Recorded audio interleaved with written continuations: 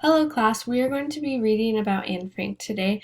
Anne Frank was a Jewish 5-year-old girl who happened to have lived in Auschwitz during her time of the Nazi rule.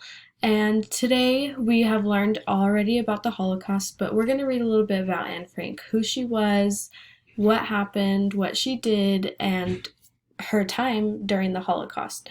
So today during our reading, we are going to be doing a 3-2-1 activity.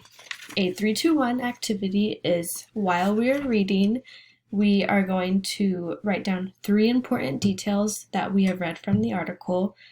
We're going to write down 2 connections from the article, so connections to past readings, past classes, anything that we have already learned about during class, and then 1 question that you have. So we can write it down on a piece of paper, and I'm going to model how we can think about doing this 3-2-1 strategy. So once we get to the link about who is Anne Frank, we're going to read about her in hiding. So I'll just start off by reading it. During the first half of July, Anne and her family went into hiding in an apartment, which would eventually hide 4 Dutch Jews as well: Herman, August, and Peter van Pils and Fritz Preffer.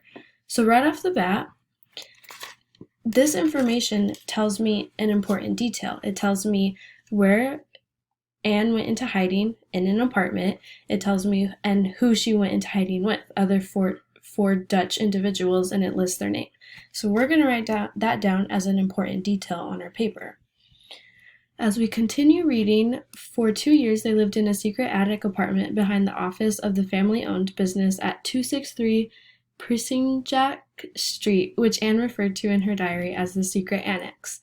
Otto Frank's friends and colleagues, Johannes Kleeman, Victor Kluger, Jan Gies, and Miep Gies, had previously helped to prepare the hiding place and smuggled food and clothing to the Franks, at great risk to their own lives. Secondly, this can be our second important detail. It tells me who helped the Franks go into hiding. It lists the 4 names. It tells me how they went into hiding, so they prepared the apartment, the hiding space, and they smuggled food at great risk to their own lives. So as we continue reading, we can write that down as an important detail. Police discovered on August 4th, 1944, the Gestapo, German secret state police, discovered the hiding place after being tipped off by an anonymous Dutch caller. You know, as I'm reading that, I have a question. I don't have all the detail. Did the Franks know that somebody tipped them off? Did they know that the Gestapo were coming for them?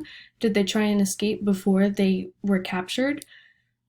Did they do anything out of their ordinary routine? Did they step outside for a little bit? Were they making loud noises at night? I'm going to write that down because that's a question that I have to know how they got tipped off and how they were found.